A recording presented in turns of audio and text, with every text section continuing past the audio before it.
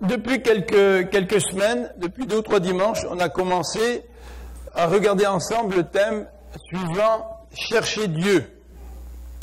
Et c'est ce que nous avons s'approcher de Dieu, c'est ce que nous avons, c'est ce que nous vous proposons pour ces quelques dimanches de la rentrée.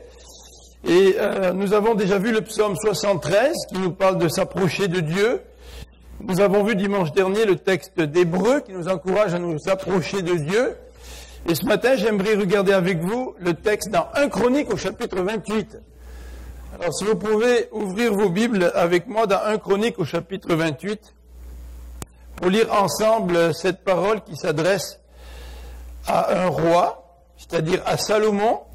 1 Chronique chapitre 28, on va regarder les versets 9 et 10. Et avant de lire le verset 9 et 10, j'aimerais nous rappeler du contexte. Le contexte, c'est David qui s'adresse à son peuple et à son fils. Il va bientôt mourir et ils ont choisi Salomon pour lui succéder. Alors il leur donne quelques paroles et en particulier, il va s'adresser au verset 9 à Salomon, son fils. Alors lisons ensemble le verset 9. « Et toi, Salomon, mon fils, connais le cœur de ton père, connais le Dieu de ton père, et sers-le d'un cœur dévoué et d'une âme bien disposée. Car l'Éternel sonde tous les cœurs et pénètre tous les desseins et toutes les pensées. Si tu le cherches, il se laissera trouver par toi. Mais si tu l'abandonnes, il te rejettera pour toujours. Considère maintenant que l'Éternel t'a choisi, afin que tu bâtisses une maison qui serve de sanctuaire.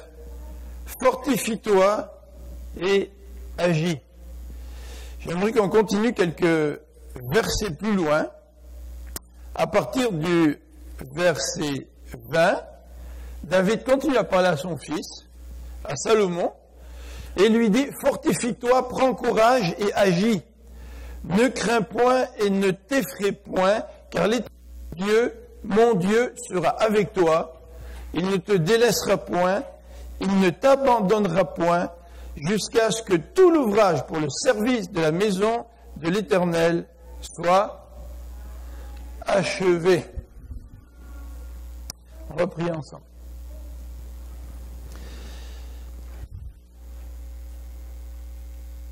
Seigneur notre Dieu, en ce début d'année, nous voudrions nous approcher de toi. En fait, nous avons tous besoin de nous approcher davantage de toi. Peut-être que certains d'entre nous qui avons déjà une relation avec Dieu, nous avons besoin de nous approcher de toi davantage. Peut-être que d'autres parmi nous, nous nous sentons loin de Dieu. Nous avons besoin de revenir à toi. Peut-être que certains parmi nous ne t'ont jamais rencontré comme leur Dieu, le Dieu qui pardonne les péchés, le Dieu qui veut être en relation avec nous. Eh bien, nous avons, si c'est le cas, besoin aussi de nous approcher de toi. Seigneur, parle-nous ce matin pour que nous puissions être encouragés par ta parole à nous approcher de toi. À comprendre que dans ton cœur, Seigneur, tu désires ardemment nous voir, nous tourner vers toi. Tu désires ardemment nous voir moins préoccupés par tous les soucis de la vie et davantage concernés par ta présence, par ces moments que nous pouvons passer en communion avec toi. Seigneur, tu es un Dieu d'amour qui a soif d'être en amour avec nous et de voir que nous répondons à ton amour. Seigneur, merci parce que ton amour est infini. Il est bien plus grand que ce que nous pouvons comprendre. L'apôtre Paul parle de la hauteur, la profondeur, la largeur, la longueur de l'amour de Dieu. Et prie pour que les chrétiens puissent le comprendre toujours davantage. Seigneur, touche notre cœur afin que nous puissions répondre davantage à ton amour. Nous te le demandons au nom de Jésus-Christ, ton Fils, qui a démontré l'amour de Dieu en mourant sur la croix pour que nous puissions être pardonnés de nos fautes. Amen.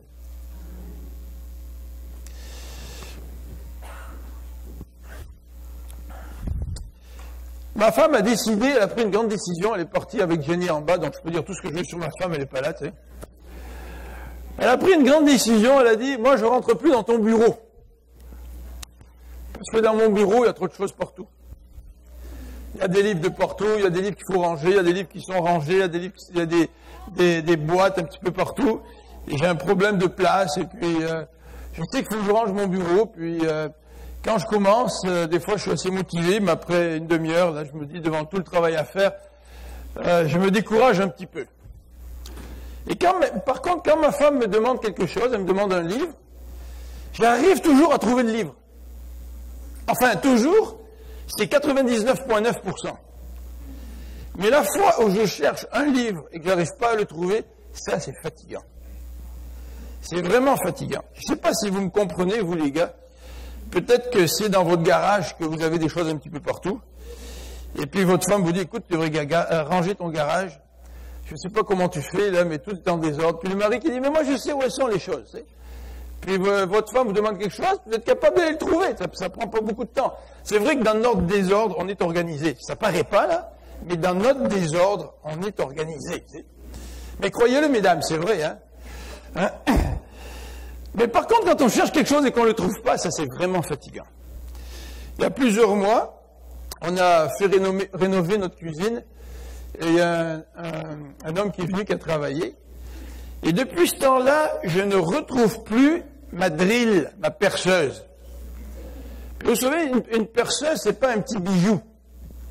Quand on était parti en voyage cet été, on est sur le point d'atterrir en France, là, puis ma femme, elle me dit, j'ai perdu ma boucle d'oreille. Ah, tu sais, elle a essayé de dormir pendant le voyage. Et puis là, il faut chercher une boucle d'oreille. Je me dis, je ne vais pas me mettre en quatre pattes sous les sièges d'avion pour chercher la boucle d'oreille pendant que les gens commencent à descendre. Tu sais, ils vont tous me rentrer dedans. Alors j'ai essayé de chercher la boucle d'oreille. Tu sais, mais c'est une boucle d'oreille. Mais la bonne nouvelle, c'est que j'ai trouvé la boucle d'oreille. Tu sais. Puis là, je me suis rappelé ce que dit la Bible. La Bible dit, quand tu cherches Dieu, Dieu se laisse trouver. Puis Dieu a bien plus de valeur qu'une boucle d'oreille. Enfin, oui, même si ma femme aime bien ses boucles d'oreille. Et le passage ce matin veut nous encourager à chercher Dieu. Au verset 9, le texte que nous venons de lire nous dit ceci. L'Éternel sonde les cœurs, et si tu le cherches, donc lui, il sait si tu cherches vraiment là.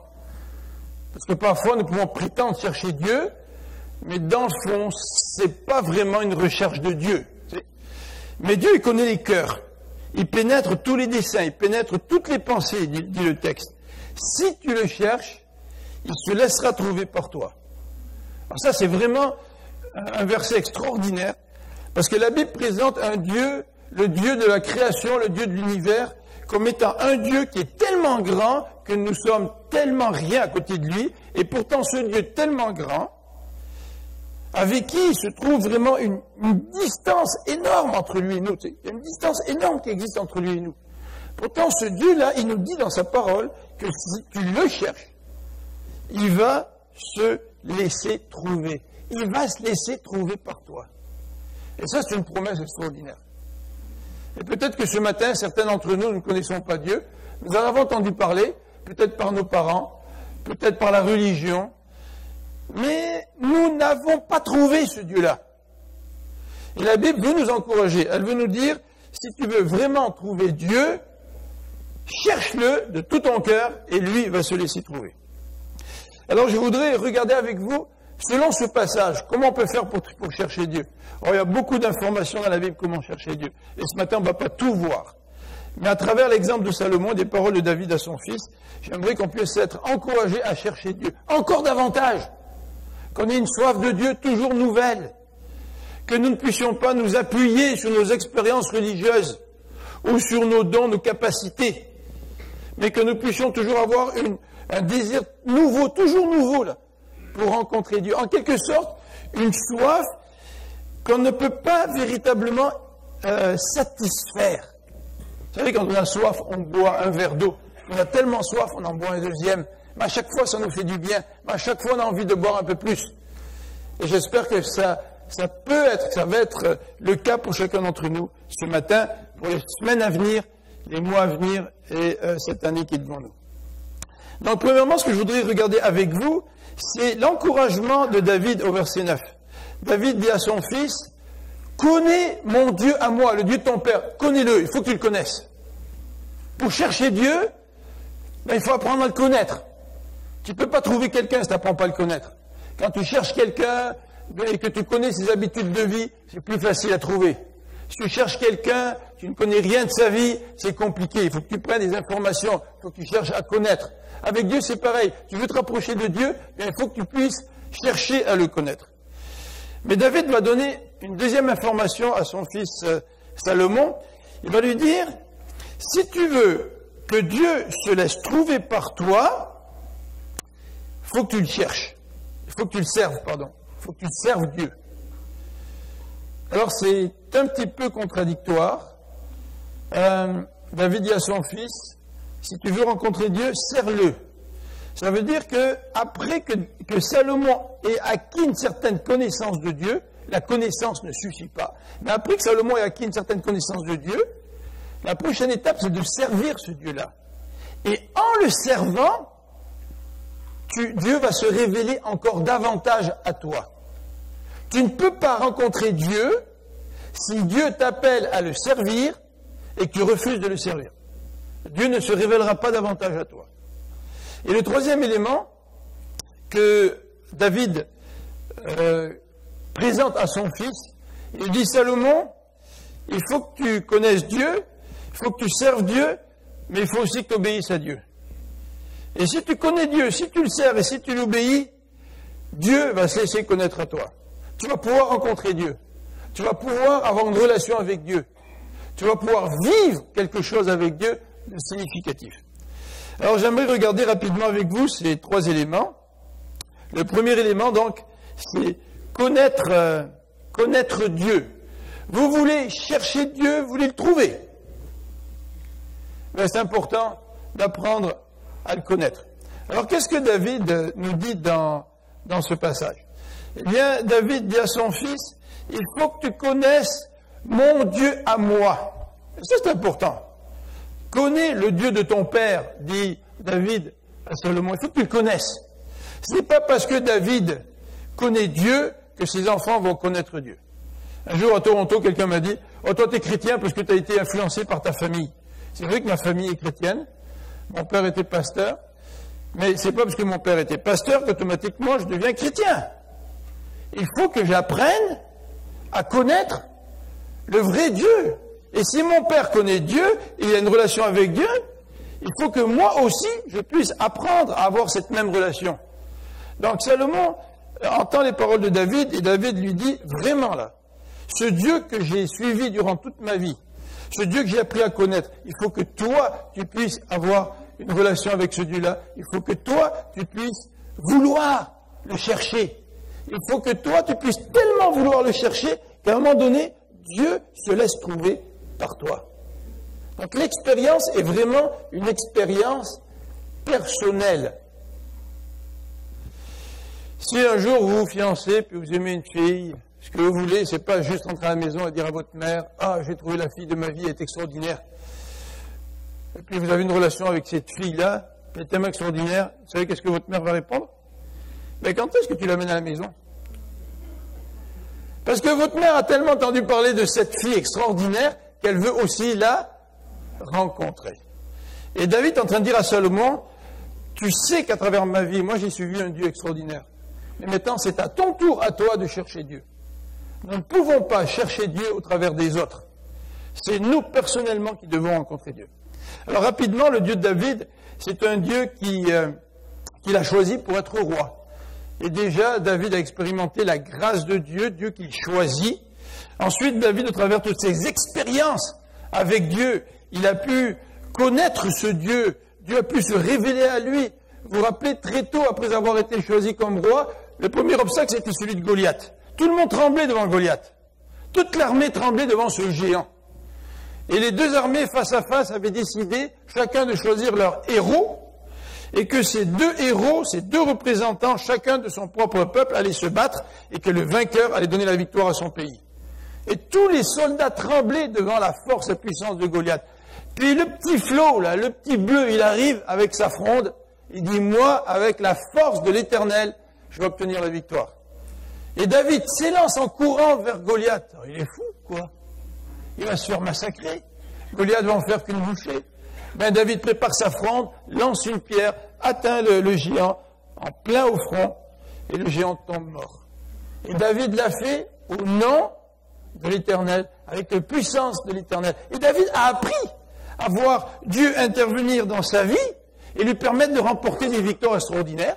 Il a appris à être protégé par Dieu lorsque ses ennemis en voulaient à sa vie. Il a expérimenté Dieu dans sa vie. Et David dit à Salomon, maintenant c'est ton tour. Tu vas être roi, c'est à toi à chercher Dieu, c'est à toi à expérimenter la réalité de Dieu dans ta vie. Alors non seulement le Dieu de David l'a choisi pour être roi, non seulement il lui a permis de vivre des expériences extraordinaires avec ce Dieu extraordinaire, mais il a aussi fait une promesse. Il a dit à David, David, tu ne pourras pas construire le temple. Tu voulais construire le temple pour moi, tu ne pourras pas. Parce que tu es un homme qui a fait trop de combats. Et moi, je voudrais que ce soit un homme de paix qui construise le temple. Mais il a dit, par exemple, toi, tu voulais me construire une maison, tu voulais me construire un temple, mais moi, Dieu, je vais te faire grâce. Moi, je vais te construire une maison. Et il a dit à David, il y aura toujours un descendant sur ton trône. Vous vous rendez compte? David qui voulait faire plaisir à Dieu, il lui dit, non, non, c'est pas toi qui vas construire le temple, moi, je vais te faire un cadeau. Et nous savons que Jésus-Christ est le descendant de David, celui qui règne sur le trône pour toujours, pour toute l'éternité. Quelle promesse faite à David! Et David, lui, il a tellement une communion avec Dieu, malgré ses faiblesses, malgré ses péchés, qu'il souhaite maintenant à son fils de chercher Dieu comme lui l'a cherché, et on le sait dans les psaumes, pour que maintenant, Dieu puisse se révéler à Salomon comme Dieu s'est révélé à lui-même, donc son père David. Alors, connaître Dieu. Eh bien, cette connaissance de Dieu, puisque David dit à Salomon, écoute, pour connaître Dieu, pour le chercher, il faut que tu apprennes à le connaître. Et il lui dit, il faut que cette connaissance-là donc soit personnelle, toi cherche-le. Et c'est ce que Salomon fait au chapitre 1er du 2e livre des Chroniques. Donc si vous tournez 2 chapitres plus loin dans votre Bible, vous allez voir au verset 5, que Salomon se rend avec toute l'assemblée à Gabaon. Et là, il décide à la fin du verset 5 de chercher Dieu. C'est intéressant, hein? Il suit tout de suite le conseil de son père. Ce n'est pas du tout l'exemple de bien des jeunes aujourd'hui qui ne suivent pas les conseils de leurs parents et qui s'en mordent les doigts bien des années plus tard. Mais là, au verset 5, il suit le conseil de son père. Salomon et l'assemblée cherchèrent l'Éternel. Chercher l'Éternel, ça demande une prise de décision. Certainement que Salomon a dû envoyer des courriels. Il a dû, 2 Chroniques 1 au verset 5, il a dû faire passer des annonces à la télévision en disant, telle date, un rendez-vous, on va tous sur la montagne ou au lieu de Gabaon, puis là, on va chercher l'Éternel. Venez, on va chercher l'Éternel. Vous ne pouvez pas chercher l'Éternel si vous ne prenez pas la décision de le faire. Ne pensez pas que chercher l'Éternel, ça va tomber du ciel comme ça, par une magie extraordinaire. Ne pensez pas que votre communion avec Dieu va se construire et va se vivre par magie comme ça. C'est vrai que Dieu peut intervenir dans notre vie alors que nous ne nous y attendons pas. Il peut nous attendre au virage, comme on dit. Il est capable de faire ça. Mais si tu veux vraiment connaître Dieu, il faut que tu prennes une décision pour chercher Dieu. Oui, Seigneur, aujourd'hui je prends la décision de chercher Dieu, et parce que je prends la décision de chercher Dieu, voilà ce que je vais faire pour chercher Dieu. Et Salomon a décidé, avec le peuple, de se rassembler pour chercher Dieu. Et certainement que la décision que vous avez prise de venir dans la maison de Dieu à chaque semaine, c'est une façon de chercher Dieu. Mais cette recherche de Dieu ne se vit pas juste une fois par semaine. Elle se vit aussi pendant notre quotidien, pendant les 6 autres jours? Que faisons-nous? Quelles décisions avons-nous prises pour chercher Dieu, pour que lui se montre à nous pendant notre quotidien, pendant la semaine, du lundi au samedi, alors que nous venons le dimanche à l'église? Donc, Salomon a compris qu'il fallait une expérience personnelle. Donc, il a décidé lui-même de chercher Dieu en tant que nouveau roi avec son peuple. Et dans ce chapitre 2, dans ce chapitre 1er du 2e livre de Chroniques, il nous est dit au verset 7 qu'en cherchant Dieu, Dieu apparut à Salomon pendant la nuit. C'est intéressant, hein? Parce que quand tu cherches Dieu, tu ne vas pas à la maison de Dieu en sonnant à la sonnette, puis tu entends entrer, puis toi tu rentres.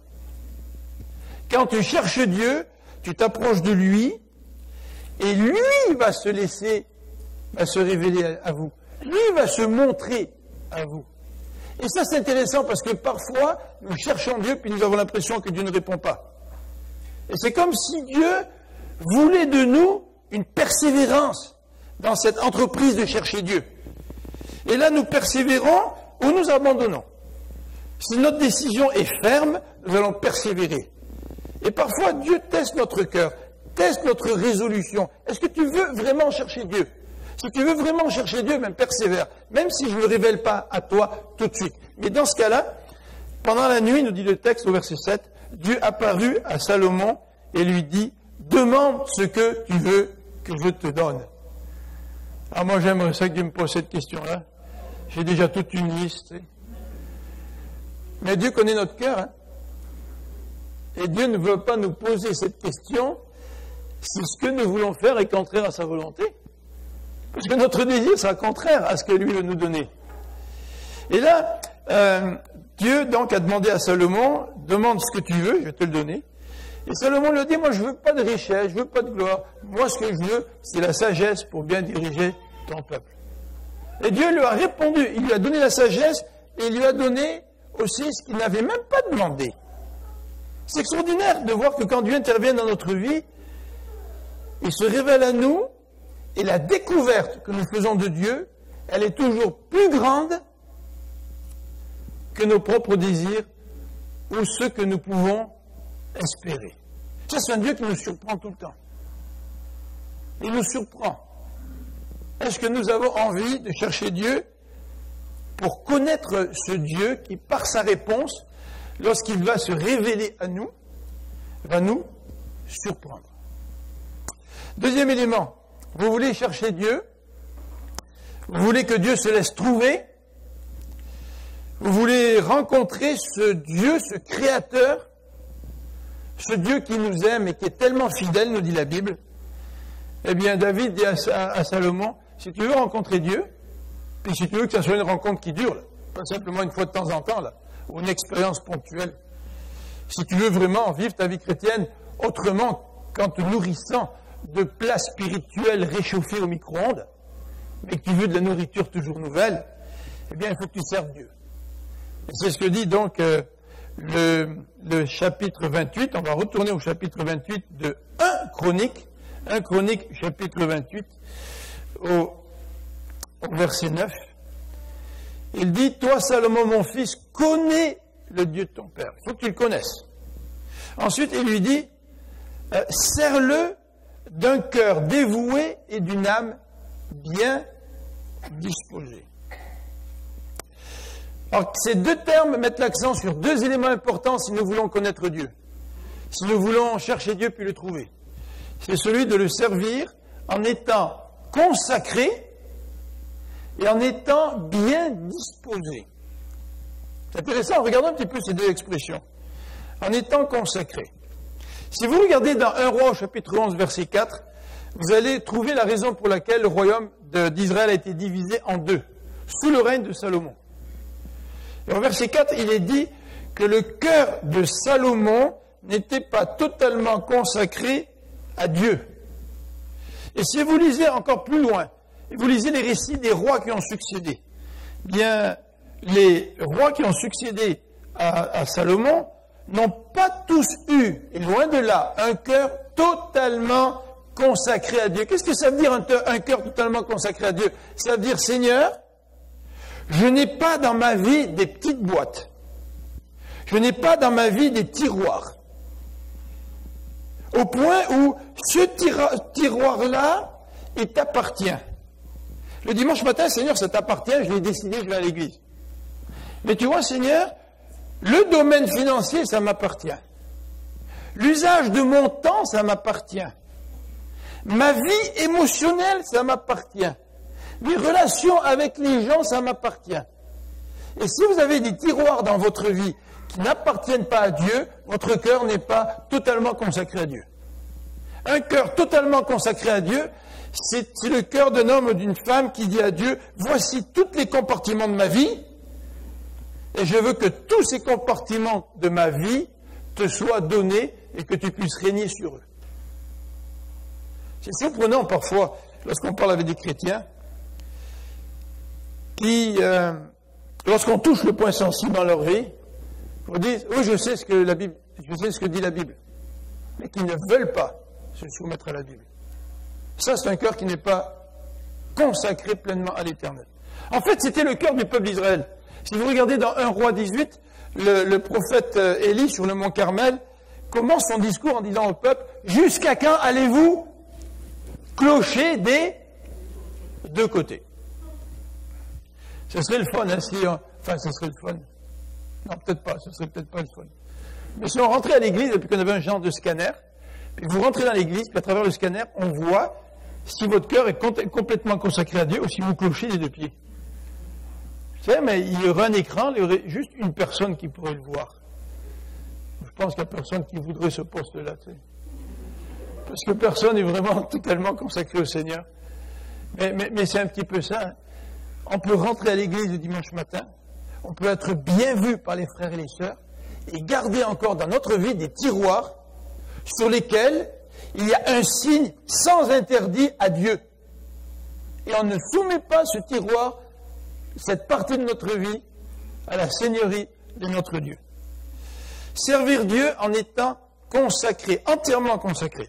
Et si nous retournons dans ce chapitre 11 du livre des rois, nous pouvons très très bien voir que Salomon a eu un cœur divisé parce qu'il a épousé plein de femmes étrangères. Il avait je ne sais pas combien de femmes, puis je ne sais pas combien de concubines, ça chiffré par centaines. Et des femmes étrangères qui ont amené des dieux étrangers en Israël et qui ont détourné le cœur de Salomon. Tu ne peux pas servir Dieu véritablement si tu n'es pas consacré. Et ne t'appuie pas sur tes expériences passées. Si tu veux rencontrer Dieu, si tu veux que Dieu se révèle à toi, continue à le servir, mais continue à le servir en étant pleinement consacré, d'un cœur total donné à Dieu. Le deuxième élément de David, c'est servir Dieu en étant bien disposé. David, il sait ce que ça veut dire être bien disposé. Vous vous souvenez dans le psaume 51, lorsque David prie et il confesse son péché, et il dit à Dieu, renouvelle en moi un esprit bien disposé. Il y a des gens qui disent parfois, moi j'arrête de servir Dieu parce que je ne suis pas bien disposé. J'ai comme l'impression qu'ils mettent la charrue avant les bœufs. Parce que si tu n'es pas bien disposé, tu ne devrais pas arrêter de servir, tu devrais dire, Seigneur, je veux continuer à te servir, mais donne-moi un esprit bien disposé. Il y a tellement de choses qui font que nous n'avons pas un esprit bien disposé. Ça peut être le péché. Et quand David a péché, il a eu la communion avec Dieu qui a été brisée. Il n'avait plus d'esprit bien disposé. Parfois, un esprit bien disposé, c'est un esprit qui a du mal à tout remettre entre les mains de Dieu, à s'appuyer sur la souveraineté de Dieu, à renoncer à ses droits. Vous savez, un esprit bien disposé, c'est pas le gars ou la fille qui se bat tout le temps pour ses droits et qui est tout le temps en conflit avec les uns et les autres parce que c'est ses droits qui sont importants. Au printemps, certains d'entre vous, dans vos groupes, lorsqu'on a fait le sujet de la gestion de nos biens, vous avez écouté le petit film Pineapple Story. Qui est-ce qui a écouté ça? Est-ce qu'il y en a qui l'ont écouté? Pineapple Story? Ben non, vous me l'avez envoyé, je ne sais pas qui c'est qui me l'a envoyé, Puis il y a quelqu'un qui m'a dit, nous on a écouté notre groupe. C'est pas le groupe de Vincent qui l'a écouté, ça. Ginette, hein, dans votre groupe, là. Alors hier soir, je faisais un petit peu de ménage dans mes courriels. De temps en temps, je fais du ménage dans mes courriels. Et je suis tombé sur le courriel de Ginette. Elle m'a dit, il faut que tu écoutes ça, c'est une belle histoire, là. L'histoire du Pineapple Story. Et là, ça fait 50 minutes, là. J'ai commencé à écouter ça à 11h le soir, puis je commençais à être fatigué, tu sais, mais waouh, ça m'a tenu réveillé jusqu'à la fin. Et le gars, il raconte comment, dans une partie de l'Australie, c'est un missionnaire, il est allé travailler dans une tribu, au sein de laquelle tous les gens sont des voleurs. Tous. Et puis, il voulait planter quelque chose, il n'y a rien qui marchait. Puis un jour, il a planté des pineapples. C'est quoi un pineapple? Des ananas. Puis il avait des beaux ananas. Puis chaque fois que les ananas commençaient à pousser, il se faisait voler les ananas. À chaque fois. Si vous l'écoutez, là, c'est drôle. Il vous fait rire. Mais c'est tragique, hein. C'est tragique parce que ce jardin, son jardin, ses ananas étaient à lui. Et chaque fois qu'il se faisait voler ses ananas, il était en colère contre les gens de la tribu à qui il était venu pour présenter l'évangile. Et tous les gens de la tribu le regardaient en disant « T'es toujours en colère ». Et un jour, il est revenu en vacances, je ne sais pas si c'est à Chicago, il assistait à une conférence, puis il a compris qu'il ne pouvait pas exercer un ministère envers cette tribu s'il ne donnait pas à Dieu son jardin et ses ananas. C'est intéressant parce que ça a été long et dur et difficile pour lui. Un jour, il a reçu un gros chien. Et puis quand le gros chien est descendu de l'avion, il riait dans son cœur parce qu'il voyait tous les indigènes qui avaient peur du chien. Puis il se disait, je vais mettre le chien dans le jardin, comme ça les indigènes, ils ne viendront plus chercher mes ananas. Tu sais. Et il a compris qu'à un moment donné, il fallait qu'il se débarrasse du chien. Tu sais. Parce que défendre ses intérêts au point d'être toujours en colère et en conflit avec les autres, ça t'empêche de prêcher l'évangile. Et le jour où cet homme-là a renoncé à ce droit, imaginez-vous là, vous êtes dans une tribu reculée, on vous visite en avion une fois de temps en temps, je pense une fois par 6 mois, et puis vous n'avez pas de télévision, vous n'avez rien, puis vous avez jeté votre dévolu, vous avez toute votre affection sur des ananas que vous plantez, puis qui sont beaux, puis vous les faites tout le temps voler. Puis vous parlez aux gars, vous essayez de parler au chef de la tribu, puis ils volent tout le temps, De toute façon, c'est des voleurs, c'est dans leur ADN. Tu sais. Et le jour où ce missionnaire a dit, je donne mes ananas à Dieu, je donne mon jardin à Dieu, vous savez qu'est-ce qui s'est passé? Les gars de la tribu sont venus le voir en disant, hey, t'es devenu chrétien.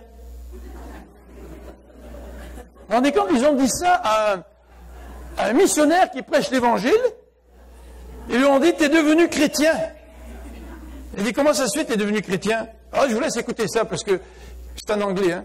Mais quand il a donné son jardin à Dieu, puis les ananas à Dieu, ça crée des problèmes aux gens de la tribu. Au point où les gens de la tribu ne voulaient plus que Dieu soit le propriétaire du jardin, parce que là, ils étaient assez embêtés de voler Dieu. Ils voulaient que le missionnaire redevienne de nouveau le propriétaire de son jardin et de ses ananas pour qu'il puisse de nouveau le voler. Mais voler Dieu, là, ça crée toutes sortes de conflits, toutes sortes de problèmes au sein de la tribu. Tu sais. Je vous laisse le soin d'écouter tout ça. Être bien disposé. Il y a tellement de choses qu'il peut faire dans notre vie que nous ne sommes plus disposés à servir le Seigneur. Des déceptions.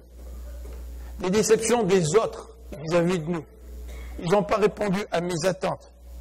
Ça peut être notre propre cœur qui a besoin d'être purifié par Dieu. Ça peut être notre propre péché. Dans l'original, l'expression être bien disposé peut être traduite par Salomon, il faut que ton cœur ait du plaisir et du désir pour servir Dieu.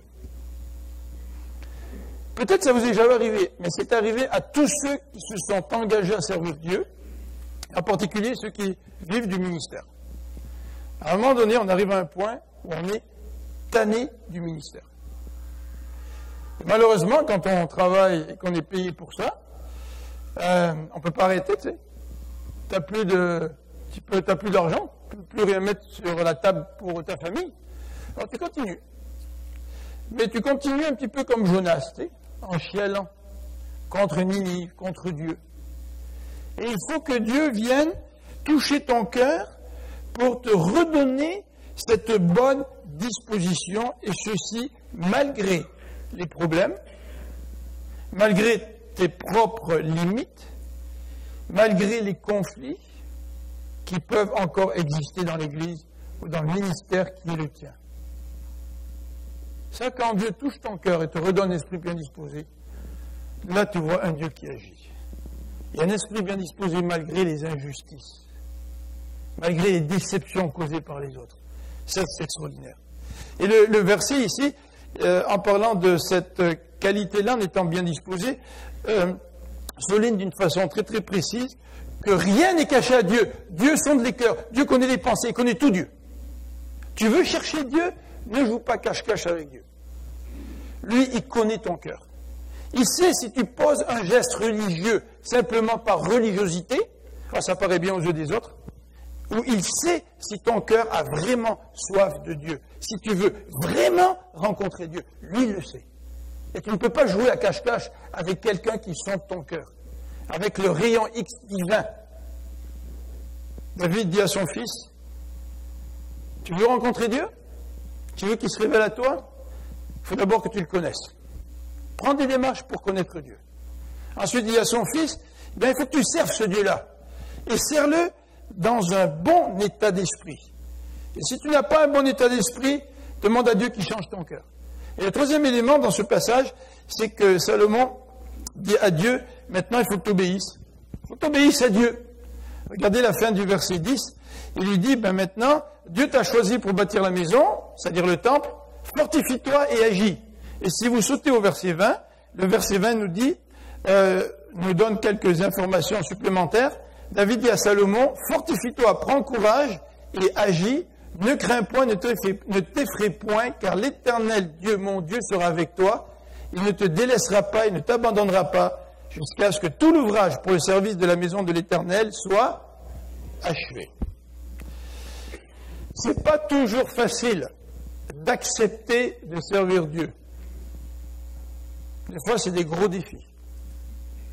Je ne vous raconterai pas le contexte, mais ça ne touche pas l'Église de Jésus. À un certain moment donné dans notre vie, nous avons dû prendre une décision, Marie-France et moi, pour servir Dieu, dans un certain contexte. Et après avoir fait quelques démarches, ma femme est rentrée à la maison et me dit, Philippe, si tu veux retourner aux études, je vais travailler. Si tu veux faire autre chose, je vais être derrière toi. Mais accepte pas ce qu'on te propose. Demande n'importe quoi d'autre, je vais te soutenir, mais moi là, je ne veux pas qu'on aille dans cette voie qui s'ouvre devant nous. Vous vous rendez compte? Parfois, Dieu nous demande de le servir, puis nous avons peur. Et c'est vrai qu'il y avait un vrai défi devant nous. Il y avait véritablement un vrai défi. Et en regardant le défi, il y avait de quoi avoir peur. Et c'est vrai qu'on peut avoir peur. Je vais vous donner quelques exemples, peut-être un petit peu moins compliqués. Je me souviens toujours quand on faisait les déjeuners de l'espoir, il y a plusieurs années, on avait un comité. Et le responsable du comité me disait, Philippe, au début, j'avais vraiment peur d'organiser les déjeuners. Parce que quand on recevait les inscriptions, puis je ne veux pas que vous vous sentez coupable, c'est pas dans ce sens-là que je veux le dire, pas du tout. Mais je reçois les inscriptions pour le déjeuner, et puis je me rends compte que le jour du déjeuner, il y a 2 fois plus de personnes qui viennent que le nombre de ceux qui sont inscrits. Puis je me dis, moi je vivais stressé, j'avais une certaine peur de ne pas avoir assez de nourriture pour le déjeuner. Oh, ça c'est un défi, hein. Et parfois le Seigneur veut qu'on le serve, même si on ne contrôle pas tout. Et ce frère-là a décidé, à tous les déjeuners, de toujours commander 2 fois plus de nourriture que les inscriptions. Ça a toujours bien marché. Il y a quelques années, dans les années 80, j'ai travaillé avec Opération Mobilisation pour la venue du bateau Logos à Montréal. Peut-être certains se rappellent. Et j'en ai parlé cette semaine avec un frère. Et j'étais assez impliqué dans l'organisation de l'événement. Puis on devait faire une marche à partir du parc La Fontaine, passer par Berry, descendre jusqu'au port. Et puis le bateau était accosté. Puis à côté du bateau, il y avait des grands hangars. Et puis les 3000 personnes devaient rentrer dans le grand hangar pour une soirée d'évangélisation et de musique avec Jacques Marcoux, qui était notre prédicateur. On avait des problèmes avec le son. L'électricité du hangar, ça ne marchait pas bien. On voulait brancher tout ça sur l'électricité du bateau. C'était pas le même voltage. Puis le samedi matin, la personne qui devait aller chercher la couette. Vous savez ce que c'est la couette? C'est le long câble qui part de devant ici, là. Les musiciens se branchent tous là-dessus. Puis ça va jusqu'à la table de son à l'arrière, là. Puis dans ce hangar-là, le son était pas mal loin, tu sais. On n'avait pas de couette. Le gars, ça va chercher une couette le samedi matin. Il ne revient pas. Puis là, moi, je me dis, qu'est-ce qu'on va faire? Sans couette, il n'y a pas de son. Puis pas de son dans un grand hangar de 3000 places, là. Là, c'est grave l'affaire. Et la marche commençait à 1h. Puis moi, je devais être au Parc La Fontaine à la marche. Puis je suis allé au Parc La Fontaine. Et là, quand on marchait, je m'inquiétais, hein. Je me suis dit, on arrive, là, on s'en va, puis il y a une rencontre, là, puis je ne sais même pas si la couette est là, puis moi, je suis un des responsables pour l'organisation de la journée. Là, je me suis assis dans le camion des pompiers, avec un autre leader, puis lui, il parlait dans le haut-parleur, puis, tu sais, il encourageait le peuple de Dieu, ou il donnait des indications. Puis moi, je priais, je dis, Seigneur, il faut que tu fasses quelque chose, là. Ça n'a pas d'allure, 3000 personnes qui rentrent, et puis là, c'est un fiasco si tu ne fais pas quelque chose. On arrive au hangar, tout le monde rentre là-dedans, puis quand je rentre, j'entends la musique. Aucun contrôle. Dans certains cas, nous n'avons aucun contrôle quand nous voulons obéir à Dieu. Ce n'est pas à cause de notre paresse, ce n'est pas à cause de notre mauvaise organisation. Il y avait toutes sortes d'imprévus. Et le gars qui est allé chercher la couette a eu un accident de voiture. Mais grâce à Dieu, il a pu rentrer, ils ont eu le temps de tout brancher, ils ont eu le temps de faire les tests de son et tout était prêt quand on est arrivé. Et quand on veut servir Dieu, quand on veut lui obéir, parfois on a peur. On peut avoir peur des autres. On peut avoir peur de nous-mêmes. Et c'est la raison pour laquelle David dit à son fils, tu veux rencontrer Dieu, tu veux chercher Dieu, il va se laisser trouver. Mais il faut aussi que tu obéisses à Dieu quand il faut obéir à Dieu. Et pour cela, il va l'encourager. Il va lui donner 3 verbes. Il va lui dire ceci. Il va lui dire, fortifie-toi. Comment est-ce que tu te fortifies? Tu te fortifies par la prière. Tu te fortifies en lisant la parole de Dieu. Tu te fortifies en te rappelant les promesses de Dieu. Fortifie-toi et lui dis, prends courage. Moi, ça me fait penser à notre vedette québécoise. Eugénie Bouchard. Vous connaissez Eugénie Bouchard? Ça faisait 1 an que ça allait mal au tennis. Il y a 2 ans, là, extraordinaire. Elle va en demi-finale du Grand Chelem. Je crois qu'elle a même fait une grande finale. 20 ans, c'est la révélation du Québec. Elle monte dans le top 10. Elle est arrivée, je crois, 6e ou 7e. L'année suivante, c'est la catastrophe. Elle gagne aucun de ses matchs. Elle descend dans le classement, elle descend. Puis elle arrive 25e. Puis tout le monde dit, il faut être patient avec elle, elle est jeune. On est un peu déçus, tu sais. Puis pendant ce temps-là, qu'est-ce qu'elle fait, elle? Je dis, qu'est-ce qu'elle fait? Et là, au dernier tournoi aux États-Unis, elle gagne le premier tour, elle gagne le deuxième tour, elle gagne le troisième tour. On se dit, ça y est, notre Eugénie, elle est lancée. Là, elle repart. Malheureusement, dans les vestiaires, elle glisse, elle tombe, elle fait une commotion cérébrale, elle est obligée d'abandonner pour le 4e tour. Qu'est-ce qu'a fait Eugénie? C'est un défi devant toi. Les masses médias se posent des questions. Tes sponsors se posent des questions.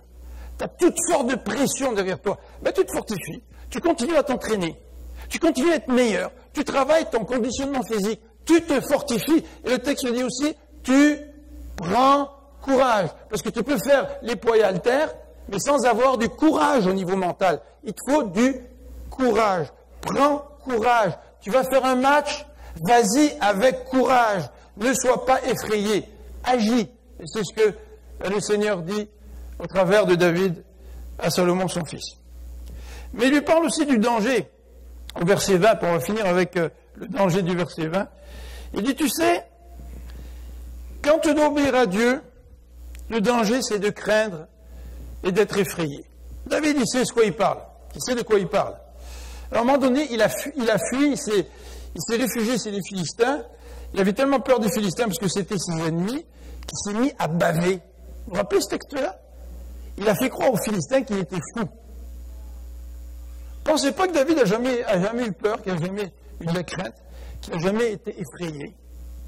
Mais Dieu lui a permis de passer au travers ses expériences pour le faire grandir avec lui et pour éviter que David ne tombe dans l'inaction et la paralysie. Peut-être qu'aujourd'hui, vous voulez servir le Seigneur dans l'Église, ou ailleurs, à l'extérieur de l'Église. Peut-être que vous savez que le Seigneur vous demande d'être des témoins là où vous êtes, dans votre quartier. Peut-être dans votre travail, vous identifiez comme chrétien. C'est intéressant parce que cette semaine, ma fille nous a parlé d'une rencontre qu'elle a fait au cégep. Elle me dit, j'ai rencontré l'année dernière quelqu'un, puis je lui parlais comme ça de temps en temps, puis là je l'ai vu cette année, puis j'ai parlé un petit peu, puis on parlait des cours. Puis là finalement le gars il dit, ah moi je crois que l'homme est mauvais, puis ma fille dit, ouais moi aussi, puis elle dit, moi je crois en Dieu, puis lui dit, moi aussi je crois en Dieu, puis finalement ma fille dit, ouais mais tu vas où, tu vas à quelle église? Alors lui dit, moi je vais à l'église, la Bible parle. Ça c'est une église évangélique là, qui se trouve dans l'ouest de Laval, tu sais. Finalement elle a découvert au cégep qu'il y avait un autre chrétien qui est là, avec qui il n'y a pas de la communion, tu sais. Souvent on est paralysé, au lieu de servir Dieu. Et nous nous privons de bénédiction de Dieu à cause de notre crainte et de notre peur. Il y a une promesse dans ce passage. Et j'aimerais qu'on puisse prendre le repas du Seigneur maintenant autour de cette promesse.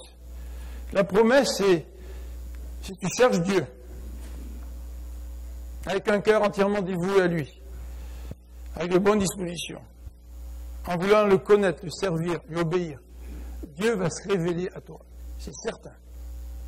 C'est une expérience personnelle.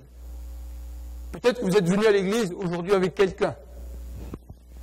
Votre expérience avec Dieu ne passe pas par la personne avec qui vous êtes venu. La personne vous êtes peut-être invité, je ne sais pas. Peut-être que vous venez à l'église et vous aimez bien les chrétiens. Vous aimez bien certaines personnes à l'église. Ce n'est pas ça qui fait que vous rencontrez Dieu personnellement. Est-ce que vous désirez rencontrer Dieu personnellement? Est-ce que vous voulez vraiment le trouver? Je vous le dis, Dieu va se révéler à vous, la parole le dit. Et quand il fait, toute votre vie va changer. Toute votre vie change. C'est une révélation, c'est une illumination. Vous découvrez un Dieu vivant. Ce n'est pas un Dieu dont les autres parlent, il devient votre Dieu parce que vous l'avez rencontré, parce que vous l'avez cherché. On va prier ensemble.